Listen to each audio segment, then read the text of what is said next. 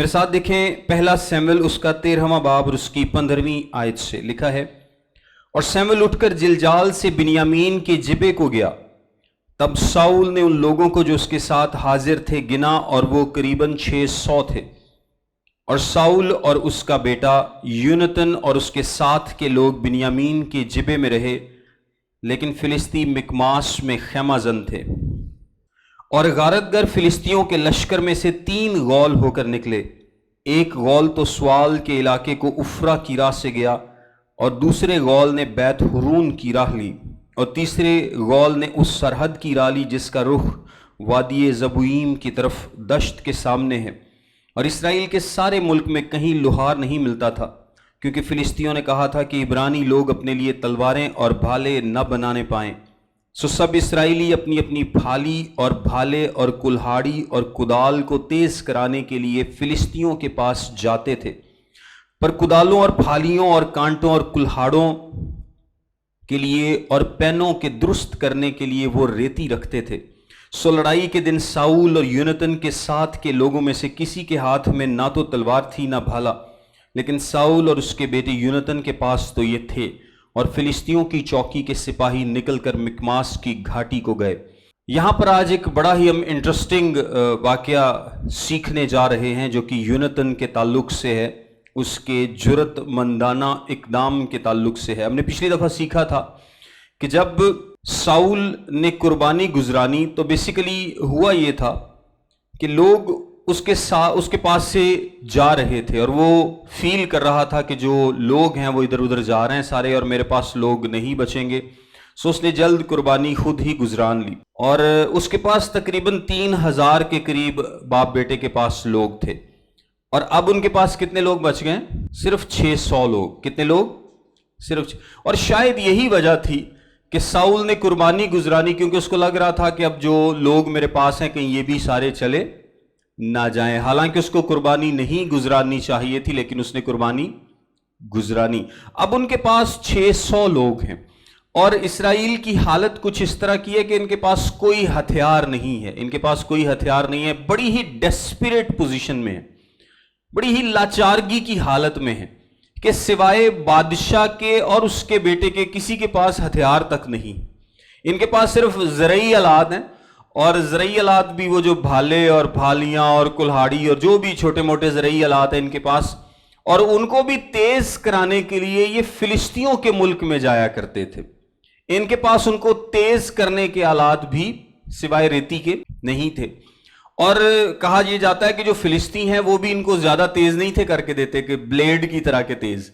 اس کی 2 وجوہات تھیں، تاکہ ایک تو یہ جنگ میں ان کو استعمال نہ کر سکے، دوسرا جتنے کم تیز ہوں گے اتنا جلدی یہ دوبارہ واپس آئیں گے اور پھر تیز کروائیں گے، یعنی ان کا کام صحیح سے نہ ہو سکے۔ سو اسرائیل اس وقت بہت ہی لاچارگی کی حالت میں ہے، بہت ہی ڈیسپریٹ سچویشن میں ہے۔ ان کے پاس ہتھیار نہیں ہیں، ان کے پاس آلات نہیں ہیں، ان کے پاس ریکوائرڈ سامان نہیں ہے، لیکن ان کے مقابلے میں جو فلسطی ہیں ان کے پاس بڑے ایڈوانس ویپنز ہیں۔ ہم نے ذکر کیا تھا کہ گریس یعنی یونان سے فلسطی ہتھیار منگوایا کرتے تھے، کیونکہ جو فلسطین ہے ان کے جو 5 بڑے شہر تھے یہ بالکل ساحل کے اوپر موجود تھے، جس کو آج ہم غزہ کی پٹی بھی کہتے ہیں۔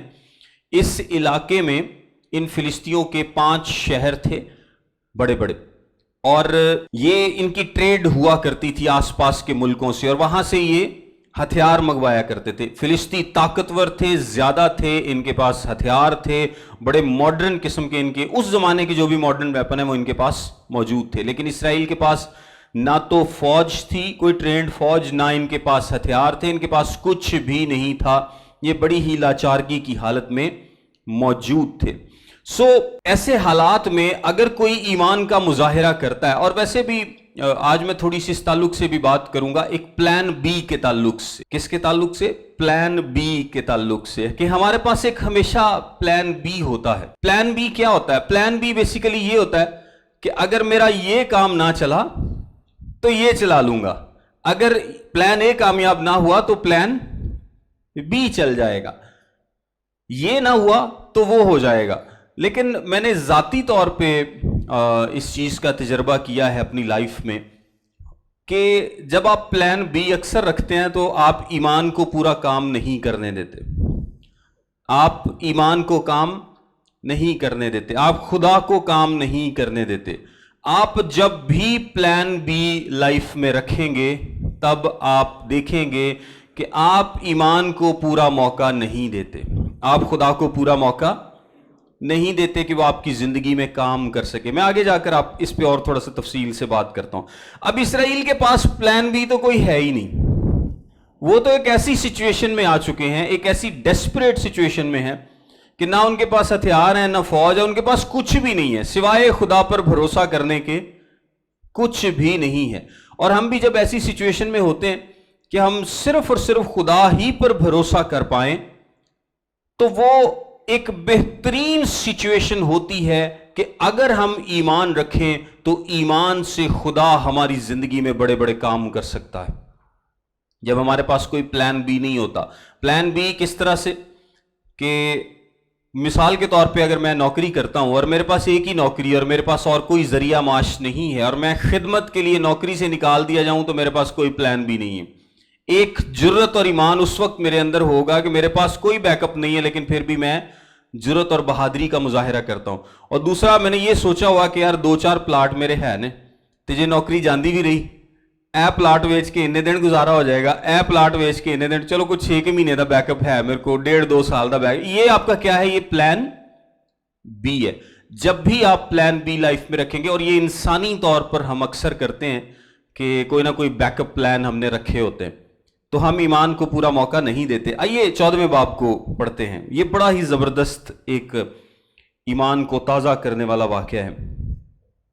لکھا ہے، اور ایک دن ایسا ہوا کہ ساؤل کے بیٹے یونتن نے اس جوان سے جو اس کا صلہ بردار تھا کہا، آ ہم فلسطینیوں کی چوکی کو جو اس طرف ہے چلیں، پر اس نے اپنے باپ کو نہ بتایا۔ اب اسرائیل ایک انتہائی ڈیسپریٹ سچویشن میں، جیسا کہ میں نے آپ کو بتایا کہ ان کے پاس کچھ نہیں ہے، تو بندے بھی بادشاہ کو کہنے نے صرف 600 بندے انہوں نے کی کر لینا، جنہوں کو ہتھیار بھی کوئی نہیں، جنہوں کو بس لکڑیاں کوہاڑیاں کوئی چھوٹے موٹے زرعی آلات، کوئی داتری شاتری، کچھ اس طرح کی چیزیں۔ اور ساؤل جبے کے نکاس پر اس انار کے درخت کے نیچے جو مجرون میں ہے مقیم تھا، اور قریباً 600 آدمی اس کے ساتھ تھے۔ ساؤل کہاں پر بیٹھا ہے؟ ایک انار کے درخت کے نیچے۔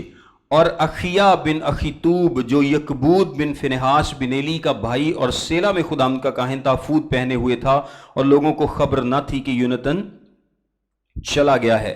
اور ان گھاٹیوں کے بیچ جن سے ہو کر یونتن فلسطینیوں کی چوکی کو جانا چاہتا تھا، ایک طرف ایک بڑی نکیلی چٹان تھی اور دوسری طرف بھی ایک بڑی نکیلی چٹان تھی، ایک کا نام بوسیس اور دوسری کا سنا۔ ایک تو شمال کی طرف مکماس کے مقابل اور دوسری جنوب کی طرف جبا کے مقابل تھی۔ اب دیکھیں یونتن نے ایک بڑا جرت مندانہ اقدام کیا ہے۔ یونتن نے کیا کیا؟ اس نے کہا کہ ہم یہاں بیٹھے بیٹھے کیا کرتے رہیں گے؟ وہ اپنے صلہ بردار کا مطلب ہوتا تھا کہ ہر فوجی افسر کے پاس، جو بڑے لیول کا افسر ہے، اس کے ساتھ ایک شخص ہوتا تھا جو کہ اس کا اسلحہ اٹھاتا تھا، یعنی اس کی تلوار اور یہ وہ ساری چیزیں جو اس کو اٹھاتا تھا تاکہ وہ تھک نہ جائے یا وہ بہتر طور پر پرفارم کر سکے۔ ہر کسی کو ایک صلہ بردار ہر ایک فوجی افسر کو ملتا تھا، اور یہ بڑا امپورٹنٹ شخص ہوتا تھا کیونکہ اکثر فوجی افسر کی زندگی اس صلہ بردار کے ہاتھ میں ہوتی تھی، کیونکہ اگر وہ لائل نہیں ہے، اگر وہ ایماندار نہیں ہے، اور اگر وہ بہادر نہیں ہے، وفادار نہیں ہے، تو فوجی افسر کی جان بھی جا سکتی تھی۔ وہ اپنے صلہ بردار سے کہتا ہے کہ آ ہم چلیں، اور اپنے باپ کو نہیں بتاتا کیونکہ ظاہری سی بات ہے کہ اگر فلسطینیوں کی چوکی کی طرف وہ جائیں گے تو باپ اس کو منع کرے گا کہ تو وہاں پر نہ جا۔ اب چونکہ یونتن نے ایک ایمان کا سٹیپ لیا ہے، یونتن نے ایک ایسا سٹیپ لیا ہے جو کہ بہت ہی بولڈ ہے، جو کہ بہت ہی خطرناک بھی ہے، اور وہ چاہتا ہے میں بھی اس کے ذہن میں ہو کہ اگر خدا شمجر کی مدد کر سکتا ہے۔ شمجر کا یاد ہے آپ کو؟ شمجر قاضی تھا جس کے وسیلے سے خدا نے 600 لوگوں کو مارا تھا۔ اس نے بیل کے پینے سے، یعنی وہ جو ایک سٹک ہوتی ہے، اس سے کتنے لوگوں کو مارا تھا؟ 600 لوگوں کو مارا تھا۔ کہتا ہے کہ میں بھی خدا شمجر کی مدد کر سکتا ہے تو وہ میری بھی مدد کر سکتا ہے۔ میں بھی اس کے ذہن میں یہ ہو کہ خدا نے کہا ہے کہ تمہارے جو 5 لوگ ہیں، اور اگر میں آپ کو حوالہ ایگزیکٹ بتاؤں تو احبار کی کتاب اس کے 26ویں باب کی 8ویں آیت کا وعدہ ہو سکتا ہے اس کو یاد ہو کہ تمہارے 5 آدمی 100 کو رگیدیں گے اور تمہارے 100 آدمی 10,000 کو کھدیڑ دیں گے، اور تمہارے دشمن تلوار سے تمہارے آگے آگے مارے جائیں گے۔ سو میں بھی یہ بات اس کے دل میں ہے یا اس کے ذہن میں ہے، لیکن کچھ نہ کچھ تو اس کے ذہن میں ہے اور وہ دیکھنا چاہتا ہے کہ خدا ہماری مدد کرتا ہے یا نہیں۔ وہ ایمان کا سٹیپ لیتا ہے، وہ ایمان سے، فیتھ سے سٹیپ لیتا ہے، اور اس کے پاس کوئی اور پلان بھی نہیں ہے، ہو ہی نہیں سکتا، اس کے پاس کوئی اور چارہ نہیں ہے۔ وہ کہتا ہے کہ ہم یہاں پر بیٹھے ہیں 600 آدمیوں کو لے کر، تو ہم اور کیا کر سکتے ہیں سوائے اس کے کہ بولڈلی جا کر دشمن کی چوکی پر جائیں، ایک بولڈ سٹیپ لیں۔ اگر خدا نے ہماری مدد کی، ہو سکتا ہے کہ ہم تھوڑے سے لوگوں کے وسیلے سے خدا ہمیں ان سے رہائی دے، ان سے نجات دے۔ اب دیکھیں، اس کو 2 چوٹیاں مل جاتی ہیں، یعنی وہ ایک ایسی جگہ پہنچ جاتا ہے جہاں پر 2 نکیلی چوٹیاں تھیں، اور نکیلی چوٹیوں کا فائدہ کیا ہے کہ جب یہ بیچ میں سے گزرے گا تو آگے سے صرف ایک ایک کر کے بندہ آ سکتا ہے ان کے مقابلے کو، تو جب ایک ایک کر کے بندہ آئے گا تو اس کا کیا مطلب ہے کہ ان کو ایج ملے گا کہ یہ زیادہ لوگوں کو مار سکتا ہے۔ یعنی یہ 2 سچویشنز ہیں نا، یا تو آپ کسی کھلے میدان میں کسی سے ملیں، کھلے میدان میں ملنے کا نقصان یہ ہے کہ آپ کو 3 4 5 بندے اکٹھے پڑ سکتے ہیں، تو اس سے آپ کا نقصان ہو سکتا ہے۔ لیکن اس کو خدا نے ایک زبردست سچویشن دی ہے کہ یہ 2 نکیلی چٹانوں کے درمیان میں ہے، لیکن 2 نکیلی چٹانوں کا فائدہ اس کو کب ملا؟ جب اس نے ایمان کا سٹیپ لیا۔ اس نے ایمان کا سٹیپ لیا، خدا نے اس کی مدد کی، اور یہ 2 نکیلی چٹانوں کے بیچ میں سے گزرتے ہیں تاکہ فلسطینیوں کا مقابلہ ان سے آسان، یعنی آپ ایمان کا سٹیپ لیتے ہیں تو خدا آپ کے لیے سچویشن کو آسان کر دیتا ہے، خدا آپ کے لیے سچویشن کو آسان کر دیتا ہے، خدا آپ کی مدد کرتا ہے۔ سو یونتن نے اس جوان سے جو اس کا صلہ بردار تھا کہا، ہم ادھر ان نامختونوں کی چوکی کو چلیں، ممکن ہے کہ خداوند ہمارا کام بنا دے، کیونکہ خداوند کے لیے بہتوں یا تھوڑوں کے ذریعے سے بچانے کی قید نہیں۔ اکثر اسرائیلی یہ کلام کی بات ہے کہ خداوند کے لیے بچانے کے لیے تھوڑے یا بہت میٹر نہیں کرتے، بلکہ خداوند پر بھروسہ میٹر کرتا ہے۔ وہ لوگ باتوں باتوں میں تو اس کو مانتے تھے، لیکن دل سے اس بات پر نہیں چلتے تھے۔ لیکن یونتن کہتا ہے کہ ہو سکتا ہے کہ خدا ایسا کر دے۔ اس کے صلہ بردار نے اس سے کہا، جو کچھ تیرے دل میں ہے سو کر اور ادھر چل، میں تو تیری مرضی کے مطابق تیرے ساتھ ہوں۔ یہ بھی ایک بڑی ہی انکریجنگ بات ہے کہ جب یونتن چلتا ہے اور اس کا جو ساتھی ہے، صلہ بردار ہے، وہ اس کو کیا کرتا ہے؟ انکریج کرتا ہے کہ میں تیرے ساتھ ہوں۔ ایماندار جب بھی کوئی بولڈ سٹیپ فیتھ میں لینا چاہے، اور کوئی چرچ ممبر، کوئی ساتھی ایون کہ اس کو یہ بھی کہے نا کہ میں تیرے ساتھ ہوں، کیونکہ سارے لوگ یونتن کی جگہ پر نہیں ہوتے، سارے لوگ لیڈ کرنے والے نہیں ہوتے، لیکن جو لیڈ کر رہا ہوتا ہے، اگر کلیسیا، چرچ کے ممبران، دوسرے ممبران جو ہیں وہ اس کا ساتھ ہی دیں تو یہ بھی اس کے لیے بہت انکریجنگ بات ہوتی ہے۔ کچھ لوگوں کو خدا یونتن کی کیپیسٹی میں استعمال کرتا ہے اور کچھ کو صلہ بردار کے طور پہ، ایسے طور پہ جو کہ لیڈر کا ساتھ دے رہے ہوتے ہیں، لیکن دونوں کی اپنی اہمیت ہے۔ اس نے کہا میں تو تیری مرضی کے مطابق تیرے ساتھ ہوں۔ تب یونتن نے کہا، دیکھ ہم ان لوگوں کے پاس ادھر اس طرف جائیں اور اپنے آپ کو ان کو دکھائیں، اگر وہ ہم سے یہ کہیں کہ ہمارے آنے تک ٹھہرے رہو تو ہم اپنی جگہ چپ چاپ کھڑے رہیں گے اور ان کے پاس نہیں جائیں گے، پر اگر وہ یوں کہیں کہ ہمارے پاس تو آؤ تو ہم چڑھ جائیں گے، کیونکہ خداوند نے ان کو ہمارے ہاتھ میں کر دیا اور یہ ہمارے لیے نشان ہوگا۔ اچھا، یہاں پر یونتن نے ایک چھوٹا سا ٹیسٹ رکھا۔ اس نے کہا کہ اگر تو یہ لوگ ہمیں اپنی طرف بلائیں تو اس کا کیا مطلب ہے کہ خداوند نے ان کو ہمارے ہاتھ میں کر دیا، لیکن اگر وہ کہیں کہ وہیں ٹھہرے رہو تو اس کا مطلب ہے کہ یہ خداوند کی طرف سے نہیں ہے۔ اب یونتن نے ٹیسٹ کیوں کیا؟ اس لیے کیونکہ یونتن کے پاس خداوند کا کنفرمڈ کلام نہیں تھا۔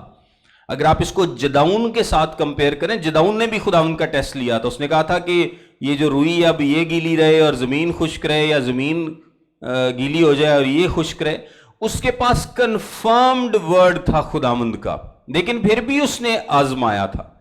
اس کے پاس کوئی کنفرمڈ ورڈ نہیں ہے. اس کو کسی رویا میں کسی فرشتے نے کسی نبی نے کسی نے نہیں کہا جا کر کہ تو جا چوکی پر اور میں تیرے ساتھ ہوں. ہو سکتا ہے اس کو لگتا ہو کہ کہیں یہ میرے دل کی بات تو نہیں ہے, کہیں یہ میں صرف اپنے دل سے تو نہیں کر رہا, یا میرا دل تو نہیں جوش میں مجھے وہاں پر لے کر جا رہا.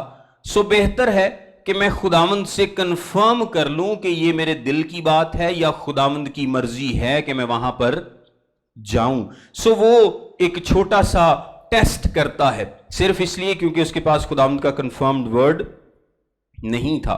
پھر ان دونوں نے اپنے آپ کو فلسطینیوں کی چوکی 11ویں آیت سے کے سپاہیوں کو دکھایا, اور فلسطینی کہنے لگے دیکھو یہ عبرانی ان سوراخوں میں سے جہاں وہ چھپ گئے تھے باہر نکلے آتے ہیں. اور چوکی کے سپاہیوں نے یونتن اور اس کے سلاح بردار سے کہا ہمارے پاس آؤ تو صحیح, ہم تم کو ایک چیز دکھائیں. سو یونتن نے اپنے سلاح بردار سے کہا اب میرے پیچھے پیچھے چلا آ, کیونکہ خداوند نے ان کو اسرائیل کے ہاتھ میں کر دیا ہے. اور یونتن اپنے ہاتھوں اور پاؤں کے بل چڑھ گیا, اور اس کے پیچھے پیچھے اس کا سلاح بردار تھا, اور وہ یونتن کے سامنے گرتے گئے, اور اس کا سلاح بردار اس کے پیچھے پیچھے ان کو قتل کرتا گیا. یہ پہلی خون ریزی جو یونتن اور اس کے سلاح بردار نے کی قریباً 20 آدمیوں کی تھی, جو کوئی ایک بیگ زمین کی ریگھاری میں مارے گئے. تب لشکر اور میدان اور سب لوگوں میں لرزش ہوئی, اور چوکی کے سپاہی اور غارت گھر بھی کانپ گئے, اور زلزلہ آیا, سو نہایت شدید کپکپی ہوئی. دیکھیں پوری ہلچل مچ گئی ہے. کیا ہوا ہے؟ ہلچل مچ گئی. فلسطینیوں کے پورے لشکر میں ایک ہلچل مچ گئی ہے. لیکن اس کا سبب کیا تھا؟ اس کا سبب تھا یونتن کا ایمان سے لیا گیا قدم. اور یہ اتنا آسان نہیں ہے, کیونکہ دیکھیں کیا لکھا ہے, یونتن اپنے ہاتھ اور پاؤں کے بل چڑھ گیا. اس کا کیا مطلب ہے کہ یہ ایک مشکل ٹاسک تھا جو یونتن نے کیا, کوئی ایزی ٹاسک نہیں ہے. صرف ایمان کا سٹیپ نہیں اس نے لیا کہ بس وہ نکل کھڑا ہوا اور اب آگے سب کچھ ٹھیک ہے.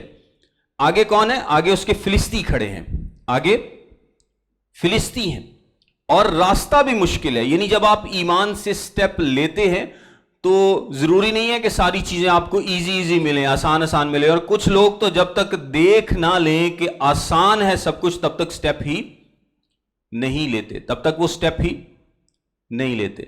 تو یونتن نے سٹیپ لیا, آگے فلسطی کھڑے ہیں, راستہ بھی مشکل ہے, ہاتھ اور پاؤں کے بل وہ چڑھ کر جا رہا ہے, بہت مشکل کو فیس کر رہا ہے, لیکن وہ ایمان سے آگے بڑھتا ہے اور خداوند اس کو فتح بخشتا ہے. خداوند اس کو فتح بخشتا ہے. اور وہ 20 کے قریب آدمیوں کو, آپ دیکھیں پورے وہاں لاکھوں کے قریب فلسطی موجود ہیں, یعنی فلسطینیوں کی فوج لاکھوں میں ہے, لیکن انہوں نے کتنے مارے ہیں؟ صرف 20 لوگ مارے, صرف ابتدا کی ہے. اور ایمان ہمیشہ کیسے کام کرتا ہے؟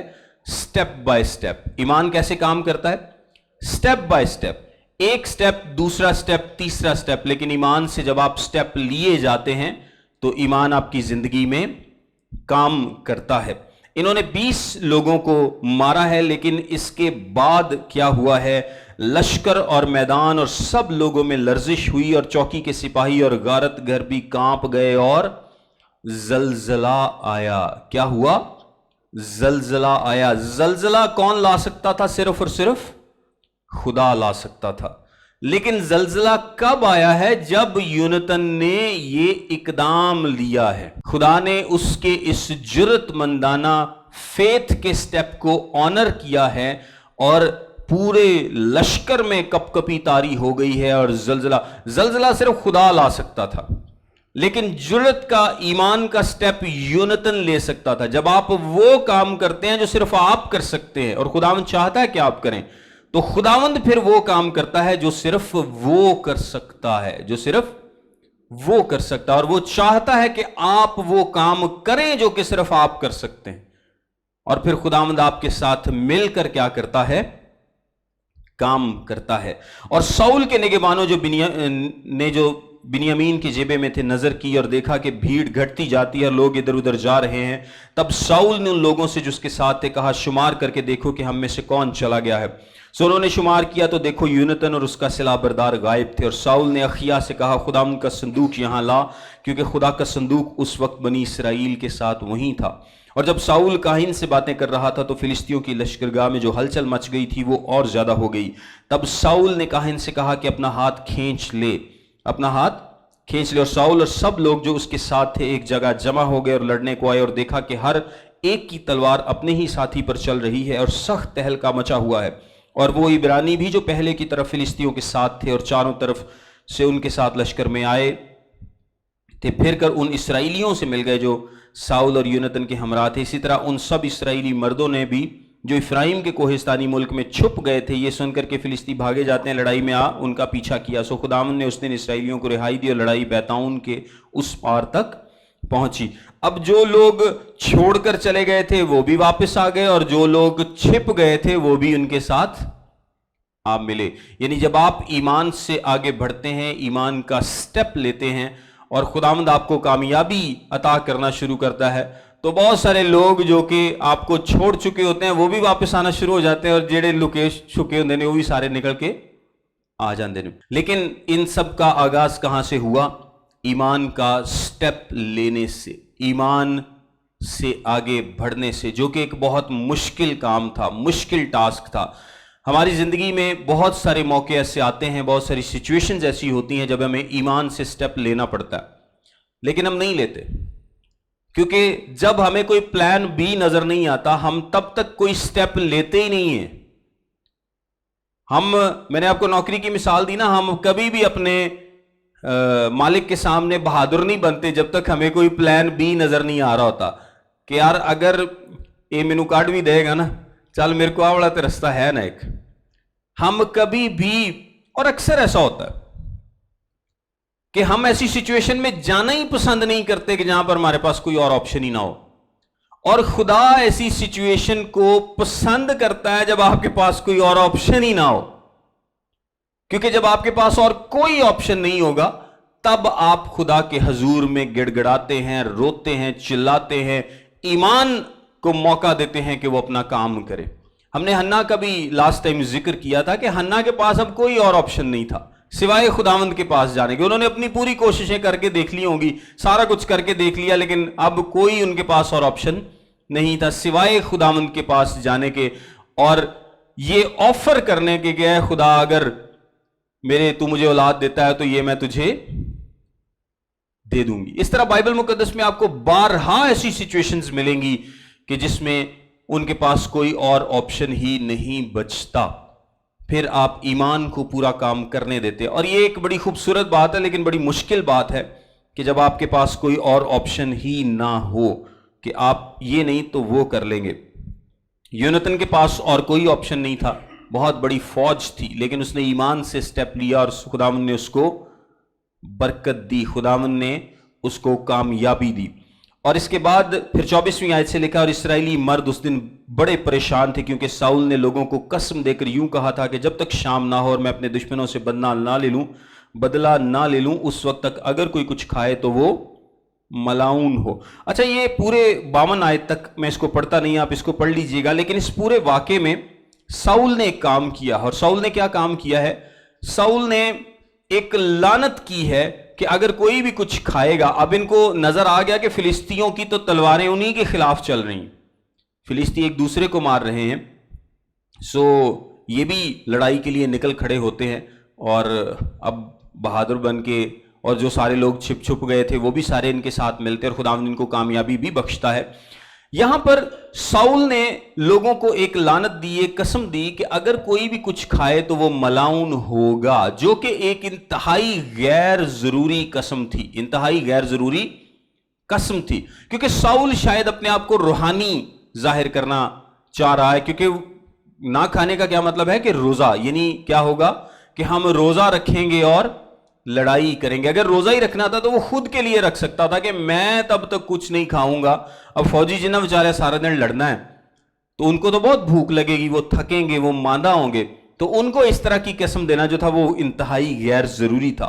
और यूनतन जो है वो कुछ खा लेता है, यूनतन शहद उसको नजर आता और वो खा लेता है, क्योंकि उसको अपने बाप की इस कसम का पता नहीं था। खैर, इन्होंने फिलिस्तियों को मारा, ये बहुत थक चुके थे, और बाद में इनको पता चलता है कि किसी ने कुछ खाया है। 37वीं आयत देखें, लिखा है, और साउल ने खुदा से मशवरत की कि क्या मैं फिलिस्तियों का पीछा करूं, क्या तू उनको इसराइल के हाथ में कर देगा? पर उसने उस दिन उसे कुछ जवाब ना दिया। अच्छा, ये जो मशवरत का तरीका कार था उस जमाने में, उरीम और तुमीम जो आपने पढ़ा होगा, हमने पहले भी इस बात का जिक्र किया, ये दो पत्थर थे और ये काहिन की ब्रेस्ट प्लेट में हुआ करते थे, और कहा यही जाता है कि इनमें से एक लाइट कलर का था और एक डार्क कलर का था। जो लाइट कलर है उसका मतलब हाँ था, और जो डार्क कलर उसका मतलब ना था। तो जब भी खुदावंद से कुछ भी बात इंक्वायर करना होती तो काहिन हाथ उसमें डालता था ब्रेस्ट प्लेट में और वहां से पत्थर को निकालता था। इसकी और भी कुछ एक्सप्लेनेशंस दी जाती हैं। तो अगर तो वो हाँ वाला पत्थर निकल आए तो उस खुदावंद की मर्जी है कि ये काम किया जाए, और अगर ना वाला पत्थर निकल आए तो खुदावंद की मर्जी है कि ये काम ना किया जाए।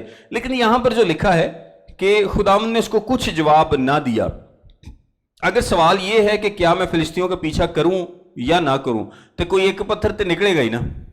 तो ये कैसे हो सकता है कि खुदावंद ने कुछ जवाब ना दिया? आपके ज़हन में क्या आता है? ये बेसिकली इससे पहले कहा जाता है कि इससे पहले कि खुदावंद से किसी बात की मशवरत की जाए, पहला काहिन सवाल पूछता था, वो ये था कि ए खुदावंद, क्या तू आज हमसे बात करना चाहता है? ये पहला सवाल से। तो जो ना आ जाए ना तो इसका मतलब है कि खुदा नो कोई जवाब नहीं। अगर उसका जवाब हाँ में आएगा तो फिर वो अगला सवाल पूछते थे। तो ये पहले सवाल का ही जवाब जड़ा ना आ गया तो मतलब कि खुदावंद ने कोई गल नहीं की थी। और साउल ने खुदा से मशवरत की। अच्छा, 38वीं आयत में लिखा है, तब साउल ने कहा कि तुम सब जो लोगों के सरदार हो यहाँ नजदीक और तहकीक करो कि देखो आज के दिन गुनाह क्यों कर हुआ है। साउल को यही लगता है कि मैं जड़ियां लानतां दित्तियां सी ये ठीक ने, खुदावंद ने मेरे नाल गल नहीं की, इसका मतलब है किसी ने गुनाह किया। साउल को ये लगता है, क्योंकि खुदावंद की हयात की कसम जो इसराइल को रिहाई देता, अगर वो मेरे बेटे यूनतन ही का गुनाह हो वो जरूर मारा जाएगा। अच्छा, इसने एक और कसम खा ली। पहले इसने क्या कसम खाई थी? पहले कसम ये खाई थी कि जो कोई खाए वो क्या हो, मलाउन हो। ये नहीं सी क्या कि वो मारा जाए। अब इसने एक और कसम खा ली है कि जिसने ये काम किया है वो क्या होगा, मारा जाए, क्योंकि उसको तो यकीन ही नहीं था कि मैं और मेरा बेटा ही कर सकते हैं। उनसे ये आम रियाया जो किसी ने कीता होना थे इन्हों की खैर पर उन सब लोगों में से किसी आदमी ने उसको जवाब ना दिया, हालांकि आदमियों को पता था कि ये काम यूनतन ने किया है। तब उसने सब इसराइलियों से कहा, तुम सब के सब एक तरफ हो जाओ और मैं और मेरा बेटा यूनतन दूसरी तरफ हो जाएं। लोगों ने साउल से कहा, तू जो मुनासिब जाने सो कर। तब साउल ने खुदावंद इसराइल के खुदा से कहा, हक को जाहिर कर दे। सो चिट्ठी यूनतन और साउल के नाम पर निकली और लोग बच गए। तब साउल ने कहा कि मेरे और मेरे बेटे यूनतन के नाम पर कुरा डालो। तब यूनतन पकड़ा गया और साउल ने यूनतन से कहा, मुझे बता कि तूने क्या किया है। यूनतन ने उसे बताया कि मैंने बेशक अपने हाथ के असा के सिरे से जरा सा शहद चखा था, सो देख मुझे मरना होगा। साउल ने कहा, खुदा ऐसा ही बल्कि इससे भी ज्यादा करे, क्योंकि आई यूनतन तू जरूर मारा जाएगा। साउल इस हद तक कॉन्फिडेंट है कि मैं जड़ा काम कीता सी वो ठीक है। वो कहता है कि अगर मेरा बेटा भी है तो उसको मार दिया जाए। तब लोगों ने साउल से कहा, क्या यूनतन मारा जाए जिसने इसराइल को ऐसा बड़ा छुटकारा दिया है? ऐसा ना होगा। खुदावंद की हयात की कसम है कि उसके सर का एक बाल भी जमीन पर गिरने नहीं पाएगा, क्योंकि उसने आज खुदा के साथ होकर काम किया है। सो लोगों ने यूनतन को बचा लिया और वो मारा ना गया। और साउल फिलिस्तियों का पीछा छोड़कर लौट गया और फिलिस्ती अपने मकाम को चले गए।